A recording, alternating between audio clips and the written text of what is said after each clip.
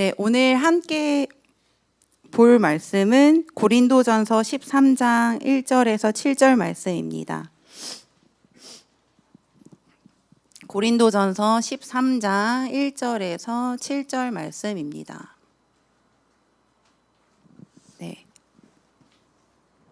우리 한 절씩 돌아가면서 저 그리고 여러분 이렇게 교독하도록 하겠습니다.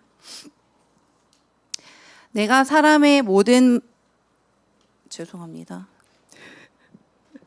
내가 사람의 모든 말과 천사의 말을 할 수 있을지라도 내게 사랑이 없으며 울리는 징이나 요란한 꽹과리가 될 뿐입니다. 여기 가지고 있을지라도 또 모든 비밀과 모든 지식을 가지고 있을지라도 또 산을 옮길 만한 모든 믿음을 가지고 있을지라도 사랑이 없으며 아무것도 아닙니다. 내가 내 모든 소유를 나누어 줄지라도 내가 자랑 삼아 내 몸을 넘겨줄지라도 사랑이 없으면 내게는 아무런 이로움이 없습니다. 사랑은 오래 참고 친절합니다. 사랑은 시기하지 않으며 뽐내지 않습니다. 교만하지 않습니다. 사랑은 무례하지 않으며 자기의 이익을 구하지 않으며 성을 내지 않으며 원한을 품지 않습니다. 사랑은 불의를 기뻐하지 않으며 진리와 함께 기뻐합니다. 다 같이 읽을까요? 사랑은 모든 것을 덮어주며 모든 것을 믿으며 모든 것을 바라며 모든 것을 견딥니다. 아멘. 네, 오늘 저희는 이제 제목을 사랑 다시 쓰기라고 했는데요. 저희는 오늘 이제 한번 사랑에 대해서 이야기를 해보고자 합니다. 여기 이제 서로 사랑하시는 분들도 계시고 한데 사랑이란 무엇일까요?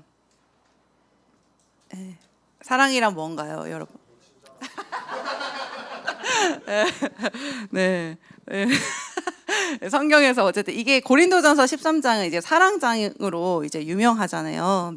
근데 이제 한번 사랑이 무엇인가 할 때 한번 우리 진짜 사랑이 뭔지 한번 살펴보려고 하는데 우리는 사랑이란 말을 참 자주 사용하는 것 같아요. 그죠? 사랑해, 뭐 사랑한다 이런 말도 자주 하고 아마 우리 중에 저는 사랑이 뭔지 잘 모르겠어요라고 이야기하는 사람은 아마 없을 거라고 생각이 됩니다. 근데 막상 사랑이 뭔가요? 라고 이렇게 물어보면 사랑이 이제 무엇이다 라고 한마디로 정의하기에는 조금 혹시 정의할 수 있는 분 계신가요? 사랑은 뭐다? 한마디로? 네, 좀 힘들 것 같아요.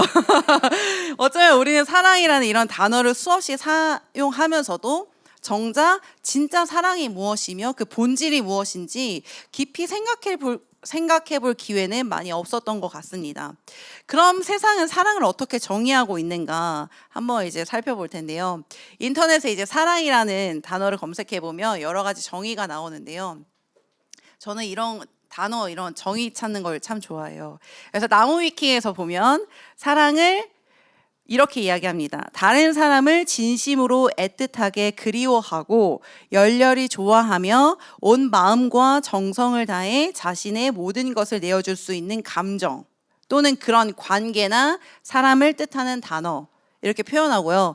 그리고 저희 이제 한국 국어사전에서는 사랑을 이렇게 이야기합니다. 어떤 사람이나 존재를 몹시 아끼고 귀중히 여기는 마음 또는 그런 일, 어떤 사물이나 대상을 아끼고 소중히 여기거나 즐기는 마음 또는 그런 일, 남을 이해하고 돕는 마음 또는 그런 일, 남녀간에 그리워하거나 좋아하는 마음 또는 그런 일, 성적인 매력에 이끌리는 마음 또는 그런 일, 열렬히 좋아하는 대상이라고 이렇게 국어사전에 7가지 이렇게 정의가 있더라고요. 이렇게 나오고 그리고 그냥 이제 여러분이 구글에 그러면 사랑의 정의 이렇게 치면은 AI가 이렇게 정리를 요즘 해주더라고요. AI가 정리해주는 사랑의 정의로는 이렇게 이야기합니다. 사랑은 다른 사람을 진심으로 아끼고 귀하게 여기며 자신의 모든 것을 내어줄 수 있는 깊은 감정이자 관계라고 이야기를 합니다. 세상에서 누군가를 사랑한다고 말할 때 여러분 혹시 무엇을 제일 먼저 떠올리시나요? 누군가를 사랑한다고 할 때 여러분 뭐가 제일 먼저 떠오르세요? 그러니까 이제 누군가를 사랑한다고 할 때 뭐가 이제 떠올라요? 그러니까 연인과의 사랑도 그 있잖아요. 그게 네. 그러니까 뭔가 마음이 몽글몽글하고 약간 이런 것들이 이제 누군가를 사랑한다라고 할 때 우리 안에 일어난 어떤 감정, 이거를 제일 먼저 일반적으로 떠올리게 됩니다. 그래서 이거를 우리는 호감과 끌림이라고 표현을 하는데요. 그렇다는 건 세상에서 사랑을 말한다고 할 때 주로 이제 세상에서 말하는 사랑은 감정을 이야기합니다. 그리고 사랑을 감정의 영역이라고 이해하고 있습니다. 그래서 내 마음이 움직이면 그 사람을 사랑한다라고 생각하고, 내 마음이 그 사람을 향해서 식으면 사랑이 이제 끝났다, 사랑이 식었다라고 생각을 합니다. 그래서 세상이 이해하는 이런 사랑은 주로 내 안에서 일어나는 감정의 변화에 기반합니다. 무슨 말인지 이해가 되시죠? 그래서 또 사랑을 관계 안에서 내가 경험하는 만족과 연결해서 생각하기도 합니다. 그래서 사랑을 나를 행복하게 해주는 관계, 또 나에게 기쁨과 위로를 주는 관계, 이거를 사랑이라고 생각합니다.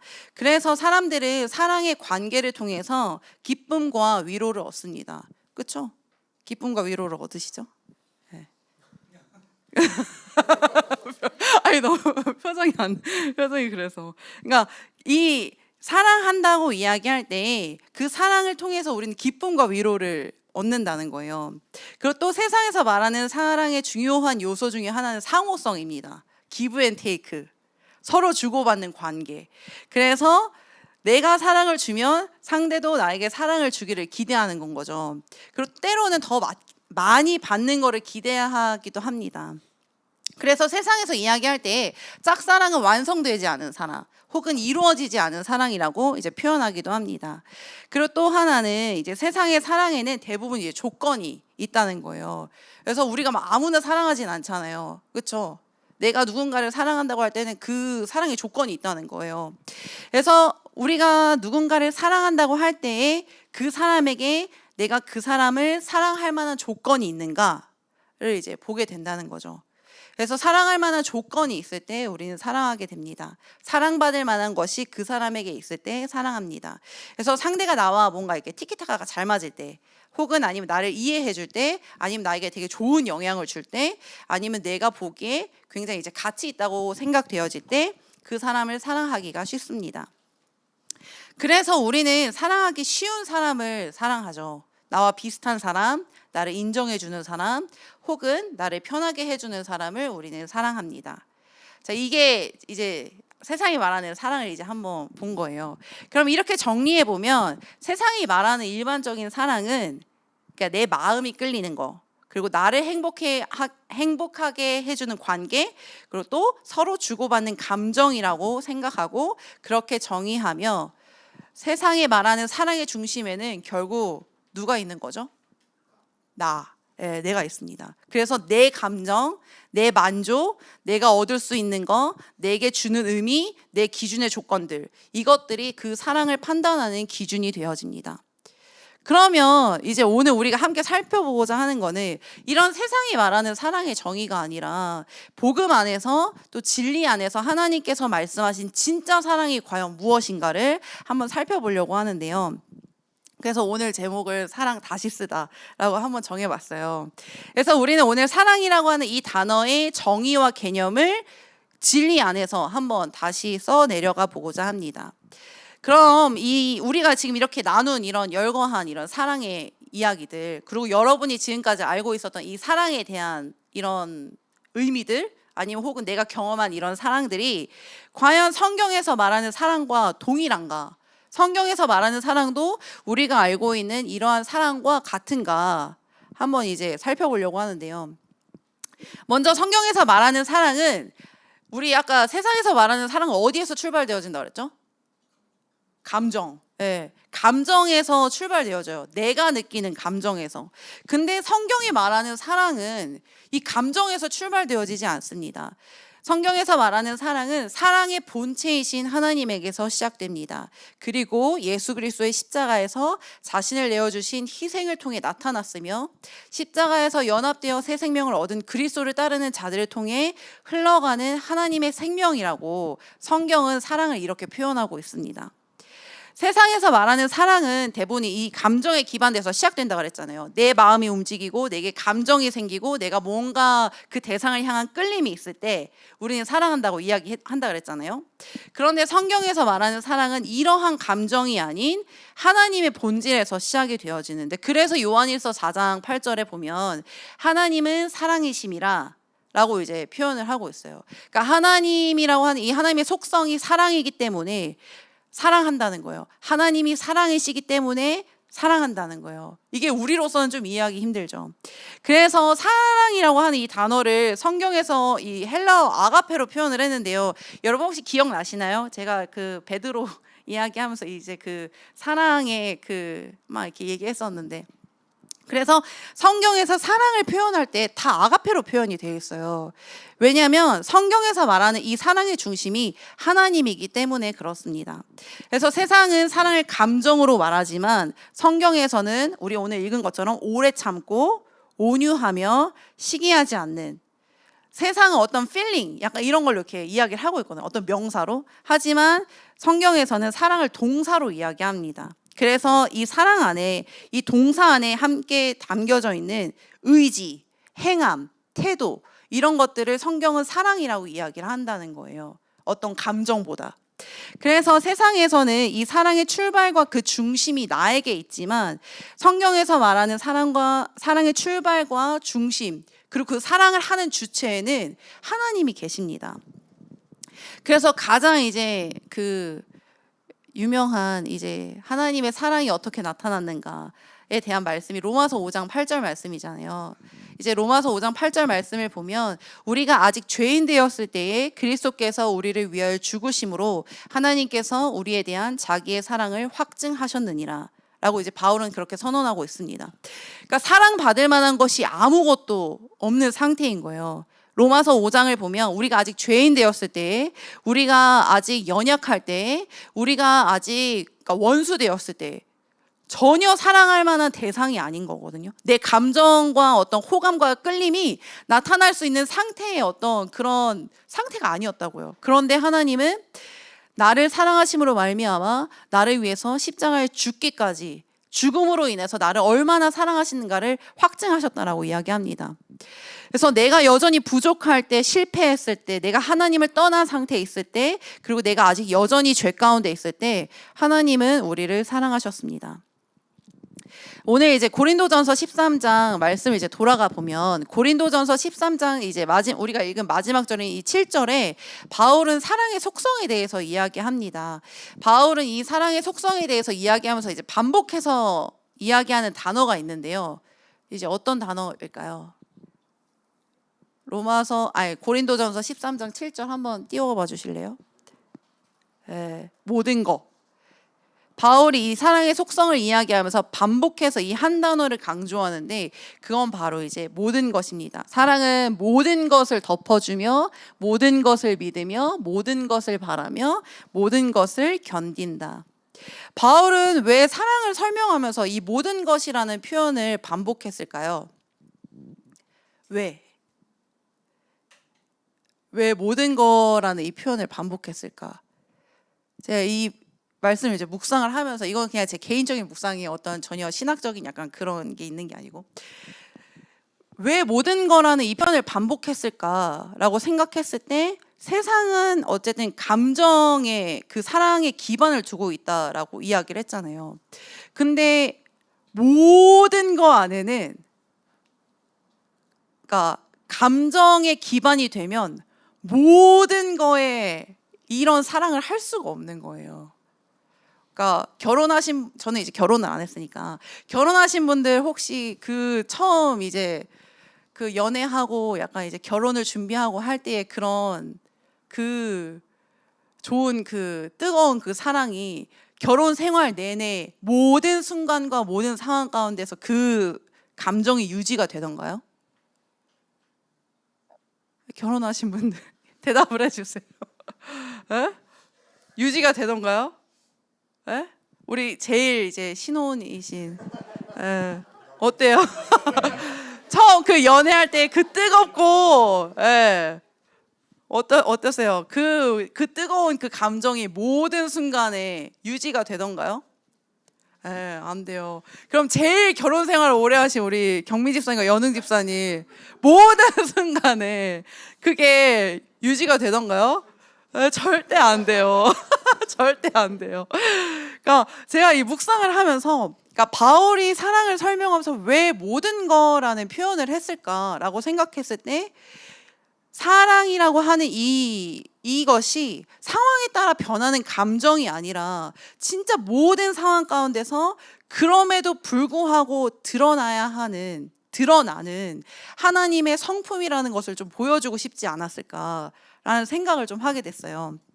그래서 이제 바울이 말하는 이 사랑의 속성 이 4가지에 대해서 함께 살펴보려고 하는데요. 자, 이제 우리 공부하는 시간이에요. 헬라어. 자, 첫 번째 이제 모든 것을 참으며 이제 헬라어로 판타스테게이라고 이야기를 하는데요. 첫 번째로 이제 모든 것을 참으며 헬라어로 판타스테게이. 이 판타스테게이는 모든 것을 참는다. 라는 의미를 갖고 있는데요. 여기서 참는다의 스테게이의 어원, 헬라어의 어원을 살펴보면 스테고라고 하는 이 단어가 쓰였어요. 근데 이 스테고라고 하는 단어를 잘 살펴보면 덮다, 보호하다, 가려주다 라는 의미를 갖고 있습니다.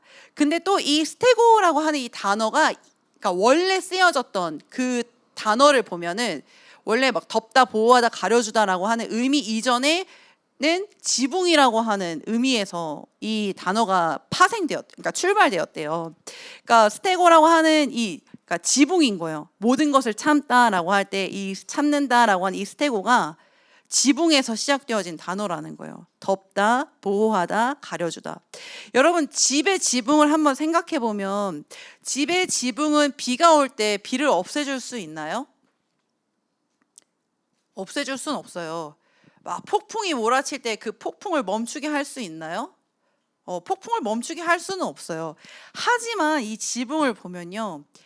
바람이 몰아칠 때, 폭풍이 몰아칠 때 그거를 자기가 먼저 몸소 다 맞아요. 그리고 그 자기의 지붕 아래 피하러 온 그 사람들이 안전하게 머물 수 있도록 덮어줍니다. 너무 아름답지 않나요? 스테고. 바울이 말하는 모든 것을 참는다는 사랑의 모습이 이러하다는 거예요. 그러니까 지붕과 같이 그 모든 비바람, 폭풍을 내가 먼저 다 몸소 맞아주고 내 뒤로 피하여 온, 내 밑으로 이 아래로 피하러 온 이 사람들을 지켜주는 거. 이게 사랑의 모습이라고 바울은 이야기합니다. 사랑은 상대의 약점과 부족함을 보지 못하는 게 아니라 오히려 사랑하기 때문에 상대의 연약함이 보이지만 그것을 이용하지 않는 거. 이것이 사랑이라고 생각되어집니다. 그래서 그 사람의 약점이나 어떤 부족함을 까발려서 그 사람을 부끄럽게 하지 않는 거. 지붕처럼 덮어주고 보호하고 가려주는 거. 이것이 사랑이라고 이야기합니다. 그래서 제가 이 모든 것을 참으며 라고 생각할 때 사랑은 상대의 허물을 발견했을 때 그 허물을 들춰내는 것이 아니라 그 사람이 그 허물을 딛고 다시 일어설 수 있도록 품어주는 게 사랑이구나 라고 이제 생각이 되었어요. 자, 그럼 이제 두 번째, 모든 것을 믿으며. 모든 것을 믿으면은 이제 헬라어로 판타 피스튜에이라고 하는데요. 모든 것을 믿는다. 근데 여기서 이 믿는다라고 하는 단어의 피스테오라고 하는 이 동사는 믿는다, 신뢰한다라는 뜻을 갖고 있는데요. 근데 여기서 믿는다, 신뢰한다라고 하는 이것은 무조건적으로 덮어놓고 믿는 그런 믿음을 이야기하진 않습니다. 분별 없이 그냥 그 사람의 모든 것을 다 받아들이는 이런 믿음을 이야기하지 않는다는 거예요. 근데 또 웃긴 거는 이 사람이 갖고 있는 능력이나 현재의 모습 이것을 믿어주는 그거를 의미하지도 않습니다. 그럼 과연 뭘 도대체 믿는다는 걸까? 여기서의 믿음은 그 사람 안에 하나님께서 일하실 것을 믿는 믿음. 그러니까 그 사람 안에 있는 가능성을 믿는 믿음이라는 거예요. 덮어두고 막 이게 잘못된 거를 그냥 덮어두고 막 이렇게 믿는 게 아니라 잘못된 건 이제 드러내지만 그 사람 안에 정말 그 가능성을 믿는 그 믿음. 그래서 그 영혼을 포기하지 않으시는 하나님, 그리고 그 사람을 부르신 하나님, 끝까지 붙들고 변화시키시는 하나님의 신실하심을 믿는 믿음을 이야기합니다. 그래서 사랑은 이 사람의 현재 모습만을 바라보진 않는 거, 바라보면서 이제 쟤 이런 놈이구나, 약간 이런 사람이구나라고 이렇게 결론 삼지 않습니다. 하나님께서 그 사람 안에 이루어 가실 일을 믿음으로 바라보고 그 안에 행하실 하나님을 믿어주는 거예요. 하나님으로 말미암아 믿어주는 거예요. 그래서 하나님의 신실하심을 믿기 때문에 그 안에 일하실 주님으로 인해서 지체를 향한 기대를 끝까지 꺾지 않는 마음, 이게 사랑이라, 이게 모든 것을 믿는 사랑이다라는 생각이 들었는데요. 저는 이제 공동체로 저의 20대를 공동체로 사는 삶을 살았었는데, 제가 이제 초반에 공동체로 들어가서 이제 훈련을 받을 때, 그러니까 이렇게 얘기하면 조금 그런데 많이 혼난 그 말버릇이 있거든요. 선배 선교사님들한테 이제 진짜 많이 약간 이제 이런 부분에 대해서 이제 이런 뭐라 하지, 이렇게 교정 이렇게 정신교육을 받아야 되는, 약간 되게 다루심을 많이 받았던 부분이 있는데, 그게 바로 원래라는 단어였어요. 저 원래 이런 사람이에요. 저 원래 좀 소심해. 이 원래 제가 지금도 가끔 쓰기는 하는데, 나는 원래 이래, 나는 그러니까 원래 이런 사람이야, 저 사람은 원래 저래, 저 사람은 원래 저런 사람이야, 저 사람은 절대 안 변해, 이런 말, 이게 원래는 없다는 거예요. 그 원래는 없다는 거. 그러니까 하나님의 원형으로 회복된 그 영혼에게 원래는 없다는 거예요. 그러면서 사람은 믿을 만한 대상이 그러니까 사람은 믿음의 대상은 아니지만 그 안에 하나님이 일하실 것을 믿는 거라고. 약간 이 부분에 대해서 이제 공동체로 살면서 제가 참 많은 다루심을 받았었는데, 그러니까 우리는 참 사람을 쉽게 규정하는 것 같아요. 어떤 한 번의 경험, 아니면 뭐 한 두세 번의 경험, 이런 걸로 해서 쟤는 원래 저런 사람이야, 쟤는 약간, 우리 요즘 막 그 MBTI로도 약간 규정 많이 하잖아요, 사람들을. 근데 이렇게 쉽게 사람을 규정하고, 그럼 어느 순간 그 사람을 향한 기대를 너무 쉽게 내려놓는 것 같아요. 근데 여러분, 하나님은 나를 향해서 수백 번, 수천 번도 참아주셨는데, 저는 고작해야 3번, 많으면 10번, 이게 다예요. 저는 화를 잘 안 내는 사람이라고 저는 좀 생각을 하는데, 제가 이제 예전에 그 어떤 분이 저한테 이렇게 얘기했어요. 공동체에 이제 이렇게 막 진맥 봐주시러 오셨던 이제 그분이 저한테 되게 잘하라고, 공동체 사람들한테. 왜냐면 이 사람은 화를 잘 안 내지만 쌓아두다가 폭발하면 다시는 안 본대요. 그냥 이렇게 쌓아두다가 이제 내 편에서 더 이상 이제 끝났다, 너는 내가 너에게 주는 모든 기회를 다 박탈했어, 이러면 뒤도 안 돌아보고 떠난대요. 그런 사람이래요. 그래서 잘하라고 약간 그렇게 이야기했었는데, 저는 약간 똑같은 그러니까 실수라고 하기보다는 약간 똑같은, 그러니까 의도적인 어떤 잘못, 그러니까 진짜 몰라서 하는 잘못이나 약간 이런 것보다는 진짜 의도적으로 하는 잘못이 똑같이 3번이 반복이 되면 약간 조금 힘들어해요. 이거는 의도된 거다, 약간 좀 이렇게 생각해서. 그래서 그때는 좀 잘 안 참아줘요. 근데 제가 그렇다는 거예요. 근데 하나님은 나를 향해서 똑같은 나의 연약함도 수백 번, 수천 번 참아주셨는데, 나는 고작해야 3번, 정말 많으면 10번이 다라는 거죠. 그러니까 사람 참 안 변하는 것도 사실이에요. 그죠? 사람 쉽게 변하지 않습니다. 저를 보면서도 제가 느껴요. 저 절대 잘 안 변해요. 하지만 우리가 기억해야 할 것은, 이렇게 지지리도 안 변하는 사람을 들어서 변화시키시고 사용하시는 분이 계시다는 거예요. 누구시죠? 우리 주님이 그렇다는 거예요. 제가 예전에 정말 너무나도 변하지 않는 내 모습 때문에 너무 좌절이 돼서 약간 힘들어 하던 때에 이 찬양이 이제 들려졌거든요. 오랜 찬양 중에 He's Changing Me라는 찬양이 있어요. 혹시 이제 어르신들만 웃으시네요. He's Changing Me, 사랑의 주님 아니에요, 옛날 알던 그 사람, 이러면서 그 찬양인데, 이 찬양을 부르면서 오열하면서 울었던 기억이 있습니다. 너무 가사가 잘 표현된 거예요. He is changing me. 그러니까 완성되었다는 말이니까 He changed me 아니면 He has changed me 이게 아닌 거예요. 그러니까 현재 완료형이 아닌 거예요, 여러분. 영어로 표현하면 현재 진행형인 거예요. 이게 얼마나 감사한지. 주님이 나를 변화시키고 계시다는 거예요. 그러니까 정말 지지리도 안 변하는 나의 모습 때문에 너무 힘들지만 근데 주님이 나를 변화시키고 계신다는 거예요. 근데 이게 나에게만 국한되어진 게 아니라 지체를 향해서도 동일하다는 거죠. 하나님은 사람의 현재 모습만을 바라보시는 분이 아니십니다. 그 사람을 향한 하나님의 계획과 하나님의 약속, 그리고 하나님께서 그 사람 안에 그 사람을 통해서 이루어 가실 미래를 바라보십니다. 지난번에 이제 설교했던 베드로는 완전 실패한 인간이었어요. 그러니까 실패한 제자였어요.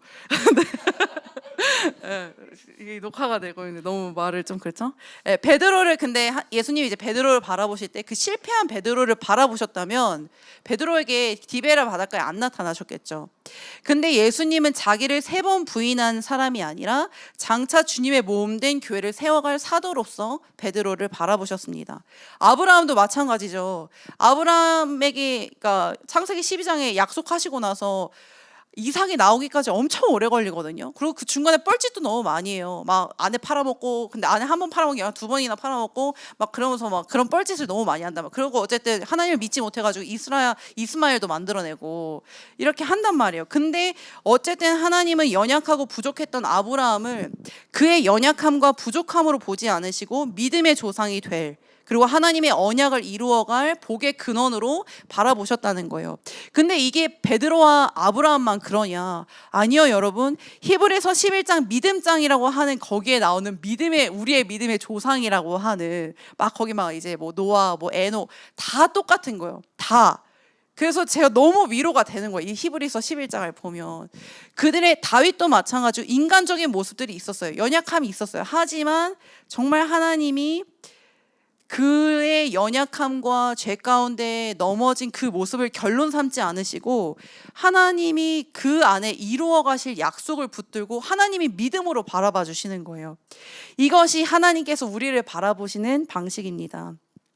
그리고 하나님은 하나님의 시선으로 이렇게 사람을 바라보시고 우리도 동일한 이 하나님의 시선으로 지체를 바라보기를 원하신다는 거예요. 자, 그럼 이제 3번째, 모든 것을 바라며. 판타 LPJ. 사랑은 모든 것을 바랍니다. 이 여기서 말하는 LPJ의 이제 원형인 LP조. 이 LP조는 소망하다, 기대하다라는 의미를 갖고 있습니다. 그래서 사랑 안에는 소망이 내포되어 있어요. 여기서 말하는 소망은 단순히 다 잘 될 거야. 그러니까 진짜 다 잘 될 거야. 걱정 마. 이런 긍정적인 사고방식을 말하는 것이 아닙니다. 내가 마주한 현실을 외면하는 막연한 기대도 아니에요. 지금의 상황이 내 눈으로 봤을 때 가장 어려운 상황이라 할지라도 하나님께서 마침내 이루어내실 회복과 변화의 약속을 바라보는 거. 이게 진정한 소망이라는 거죠. 그래서 이 앞에 거하고 이 앞에 판타 피스튜에이, 모든 것을 믿는 것과 모든 것을 바라는 게 약간 좀 이렇게 겹치는 부분이 많은데요. 사랑은 현재 모습만 바라보지 않는다는 거예요. 하나님께서 그 사람 안에 이루실 약속을 바라본다는 거예요. 그 약속을 소망함으로. 그래서 지금은 부족하고 연약하지만 하나님께서 포기하지 않고 마침내 완성해 가실 하나님의 그 사람을 향한 하나님의 꿈을 바라봐 주는 거예요. 그래서 사랑은 소망을 품고 있다는 거예요. 왜냐하면 사랑의 근거가 그 사람에게 있지 않고 우리를 사랑하신 하나님께 있기 때문에 그렇습니다. 이해가 좀 되시나요? 네? 어려워요? 이따가 질문해요. 자, 그럼 마지막. 모든 것을 견디느니라. 판타 휘포메네이. 제가 너무 이제 이걸 준비하면서 제일 제 마음을 울렸던 마지막 이 단어예요. 판타 휘포메네이. 견디다는 이제 헬라어 이 단어인 휘포 메노라고 하는 이 단어는요, 이제 두 가지의 단어가 합성된 합성어인데요. 아래를 의미하는 휘포, 그리고 머물다는 의미의 메노가 합쳐진 합성어입니다. 그래서 이 휘포 메노, 이제 견딘다의 의미를 갖고 있는데, 원래의 단어를 그냥 직역하면 아래에 머물다 라는 의미를 갖고 있어요. 이 단어는 단순히 힘든 상황을 참고 버틴다는 의미를 갖고 있는 것이 아닙니다. 무거운 짐 아래에서 도망가지 않고 그 자리를 서서 끝까지 버티는 모습을 표현하는 군사적 용어였대요. 그러니까 군인들이 막 이렇게 뭐라 그러죠? 이렇게 있잖아요. 그거 이렇게 군장 이거를 메고 어쨌든 그거를 이제 이걸 던져두고 도망가지 않고 그 무거운 짐을 끝까지 그 자리에 서서 버티는 모습을 표현한 군사적 용어였대요. 이 휘포 매너가. 그래서 이 모든 것을 견딘다라고 하는 이것은 단순히 우리의 감정을 억누르면서 참는 것을 의미하는 것이 아닙니다. 힘든 상황과 어려움 속에서도 함께 그 자리에 머무는 것이 견딘다라고 하는 것의 의미를 갖고 있다는 거예요. 너무 아름답지 않나요? 이 단어의 의미가? 상대의 연약함 때문에 떠나고 싶을 때에도, 그 내가 너무 상처받아서 포기하고 싶을 때에도 그 자리에 함께 있어주는 거, 함께 끝까지 버텨주는 거, 이게 바울이 말하는 사랑이라고 하는 거예요. 이제 이렇게 해서 네 가지 이제 사랑의 속성에 대해서 함께 나눴어요. 모든 것을 덮어주고 믿고 바라고 견디는 거. 근데 이러한 사랑이 이제 우리의 의지와 노력으로 가능한 사랑이라면 얼마나 좋겠습니까? 이런 사랑이 가능하신가요? 네. 이 사랑은 우리의 타락한 본성에서는 결코 나올 수 없는 그런 종류의 사랑인 거죠. 내가 아무리 힘을 다해서 쥐어짜도 결코 만들어낼 수 없는 사랑이라는 게 문제라는 거예요. 그럼 어떻게 해야 되냐? 어떻게 해야 되는가? 한번 나눠보도록 하겠습니다. 이 사랑은 사랑의 본체이신 하나님 안에서 발견되어집니다. 그리고 그 사랑은 십자가에서 자기를 내어주신 예수 그리스도를 통해서 가장 분명하게 드러났으며 오직 예수 그리스도를 통해서만 우리에게 흘러 들어옵니다. 동의하시나요? 네, 그죠? 그래서 사랑은 이 순간적인 감정이나 상황에 따라 변하는 마음이 아니라는 거예요. 사랑은 자기의 생명을 내어주기까지 한결같이 흘러가는 하나님의 성품이라는 거예요. 그럼 어떻게 이 사랑이 우리 안에 흘러갈 수 있는가? 요한복음 15장에서 예수님을 말씀하시죠. 요한복음 15장 5절인데요. 나는 포도나무요 너희는 가지라. 예수님이 너희가 내 안에 붙어있기만 하면 그럼 가능하다고 이야기하시는 거예요. 가지가 포도나무에 붙어 있을 때 그 나무로부터 그 생명을 공급받듯이 우리가 그리스도 안에 거할 때 하나님의 생명이 우리 안에 흐르게 된다고 성경은 이야기하고 있습니다. 그리고 그 생명은 우리를 통해 흘러가며 지체를 살리고 공동체를 세우는 사랑의 삶으로 나타나게 되어 있죠. 그래서 바울은 이 고린도전서 13장을 쓰면서 이렇게 이야기하지 않습니다. 사랑하면 이렇게 해야 돼. 근데 우리는 세상에서 이렇게 이야기하거든요. 사랑하면 이렇게 해야 된다고. 그죠? 그러니까 저는 그런 이야기를 진짜 많이 들었어요. 제가 이제 혼자니까 주변에서 막 그런 조언들을 막 해준다고 하잖아요. 남자가 사랑하면 돈을 쓴대요. 자매에게. 그러니까 사랑하면 이렇게 해줘야 된대요. 이런 이야기를 너무 많이 들었어요. 하지만 바울은 그렇게 이야기하지 않는다는 거예요. 사랑하면 이렇게 해야 된다고 말하지 않고 그는 사랑이 오래 참는다라고 말합니다. 그러니까 사랑의 본성이 그렇기 때문에 사랑은 오래 참는다라고 이야기해요. 사랑하면 이렇게 해야 한다가 아니라 사랑은 그래, 사랑은 이런 거야 라고 이야기합니다. 그래서 덮어주고 믿어주고 바라고 견디는 거, 이게 사랑의 본성이라고 바울은 이야기하고 있습니다. 그리고 이런 사랑을 우리가 스스로 할 수 있다라고 말하지 않습니다. 성경 어디에도 이러한 사랑이 우리로 가능하다라고 이야기하지 않아요. 우리로부터 가능하다라고 이야기하지 않아요. 그런데 요한일서 4장 19절에 보면 요한은 이렇게 이야기합니다. 우리가 사랑함은 그가 먼저 우리를 사랑하셨습니다. 이 사랑은 우리에게서 시작되는 감정이나 의지가 아니라 이 사랑의 근원이 누구에게 있는가라고 요한은 이야기하고 있습니다. 이 사랑의 근원은 하나님께 있으며 그 사랑의 근원이신 하나님이 우리를 그렇게 사랑하셨기 때문에 그 사랑을 먼저 받은 자로서 사랑하는 거, 이것이 우리의 응답이라는 거예요. 하나님의 그 사랑에 대한 응답으로서 우리가 사랑할 수 있다라고 요한은 이야기합니다. 제가 아까 너무 아름답다고 이야기했던 이 단어 휘포메노, 사랑은 모든 것을 견딘다, 이제 이 단어를 이야기했었는데요. 이 휘포메노가 아래에 머문다라고 하는 의미를 갖고 있다라고 했잖아요. 제가 이 단어가 너무 마음에 와닿는 거예요. 이 말씀을 준비를 하면서 결국 바울이 이야기하는 사랑은 십자가 아래 머무는 거구나. 그러니까 바울이 이야기하는 사랑은 십자가 없이는 불가능한 사랑이구나라는 것을 이제 보게 되었는데요.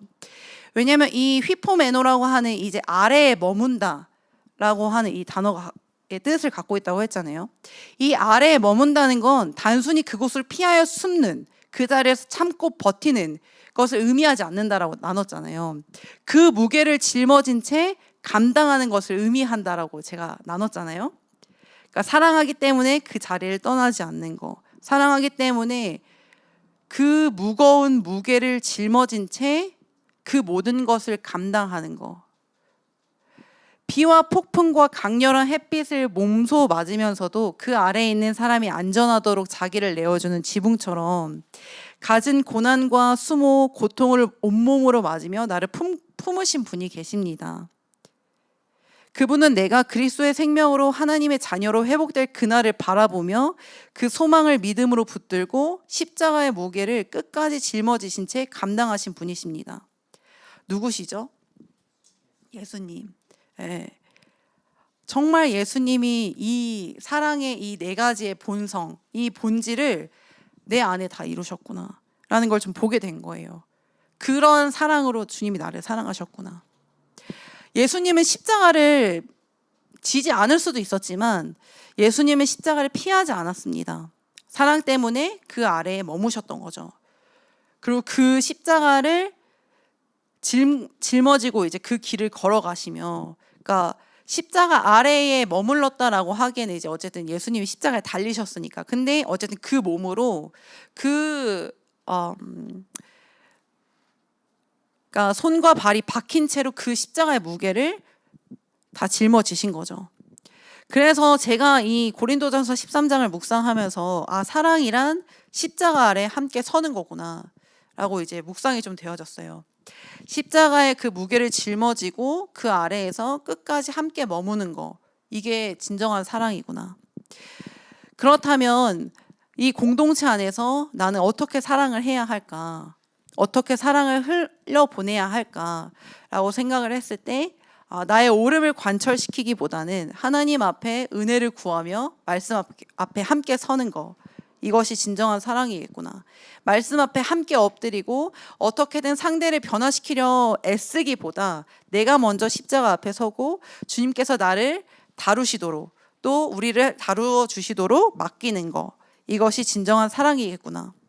나의 자존심을 앞세우기보다 지체를 세워주고 나의 결핍을 채우려 하기보다 온몸으로 비바람, 강렬한 햇빛을 먼저 막아주는 거, 이게 진정한 사랑이겠구나. 눈앞에 보이는 모습만 바라보는 것이 아니라 그 안에서 일하고 계시는 주님, 또 우리 안에 일하시는 하나님을 신뢰하며 약속을 함께 바라보는 거, 이것이 내가 해야 하는 사랑이겠구나 라는 것을 좀 묵상하게 되었습니다. 오늘 이제 이 사랑의 정의에 대해서 함께 나누는데요. 이렇게 우리가 지금 함께 나눈 성경이 말하는 이 사랑의 정의는 세상이 말하는 사랑과는 그 출발점 자체가 다릅니다. 그러니까 세상이 말하는 사랑은 나로부터 시작되어지고, 그래서 내 감정과 내 만족, 내가 얻는 것에 중심을 둔다라고 이야기했어요. 하지만 성경이 말하는 사랑은 하나님으로부터 시작되어서 하나님께서 먼저 사랑하셨고 예수 그리스도의 십자가를 통해서 보여주셨으며 그 사랑이 그리스도의 생명을 통해 흘러가게 하십니다. 그래서 사랑은 세상에서는 사랑을 감정이라고 이야기하지만 성경은 사랑을 하나님의 생명이라고 표현을 합니다. 그래서 그 생명을 가진 사람은 십자가 아래 머무는 삶을 살아가는 거죠. 그래서 우리 이 시간 함께 고린도전서 13장을 통해서 좀 우리 자신을 돌아보면 좋을 것 같아요. 나는 사랑한다고 말하면서 혹시 내 기준으로 사랑하고 있지는 않았나? 내게 좋은 사람만 사랑하고 있지는 않았나? 또 내 감정이 움직일 때만 사랑하고 있지는 않았는지 한번 돌아봤으면 좋겠습니다. 만약 혹시 그러했다면 좀 다시 십자가 앞으로 우리 함께 나아가길 원합니다. 좀 이렇게 말씀을 마무리하려고 하는데요. 세상은 사랑을 내 감정이 충족되는 거라고 이제 정의를 하지만 하나님은 사랑을 나를 내어주는 거라고 말씀하십니다. 그래서 세상의 사랑은 내 안에서 시작되었기 때문에 금방 나의 한계와 바닥을 드러내지만 하나님의 사랑은 마르지 않는 샘과 같아서 결코 끊어지지 않는다라고 성경은 이야기하고 있습니다. 그런데 고린도전서 13장을 보면 고린도전서 13장에서 말하는 사랑을 할 능력이 내게는 없다는 거예요. 저에게는 없어요. 내가 여러분의 모든 것을 참고 견디고 바라는 그러한 사랑이 저에게는 없어요. 나를 바라보면 없지만 그 사랑을 누가 우리에게 보이셨는가를 생각해 보면 예수 그리스도가 그러한 사랑을 우리에게 보이셨다는 것입니다. 그리고 그 사랑으로 우리를 사랑하셨고 나를 향해서 오래 참고 계시며 오래 참으셨고 지금도 참고 계시고 앞으로도 참으실 것이고 나를 향하여 온유하셨고 그분의 이익을 전혀 구하지 않으셨고 나의 모든 허물을 덮어주셨고 나의 모든 것을 견뎌내 주셨습니다. 이것은 과거뿐만 아니라 오늘도 동일하고 앞으로도 동일합니다. 그분이 그 사랑으로 나를 그리고 여러분을 사랑하고 계십니다. 제가 이 말씀을 준비하면서 이야기하고 싶은 것은 우리 공동체를 향해서 한번 우리 힘을 내서 이렇게 한번 서로 사랑해보자 라고 이야기하는 것이 아닙니다. 우리가 바라보아야 할 것이 정말 그리스도께서 어떠한 사랑으로 우리를 사랑하셨는가를 기억하자고 이야기하는 것입니다. 우리가 어떠한 사랑을 받은 자인가 이것을 기억하자고 이야기하는 것입니다. 그래서 내 감정에 휘둘리는 이런 세상의 사랑을 멈추고 나 중심의 사랑을 멈추고 십자가로 함께 나아가자라고 이야기하는 것입니다. 그래서 나를 위해 십자가에서 모든 것을 내어주신 그 사랑 앞으로 우리가 함께 나아가길 원합니다. 그래서 그리스도의 사랑을 받아 누리고 그 사랑으로 서로를 덮어주고 그 사랑으로 서로를 믿어주고 그 사랑으로 서로에게 소망을 품고 그 사랑으로 끝까지 함께 머무는 우리가 되기를 주님의 이름으로 소망합니다. 우리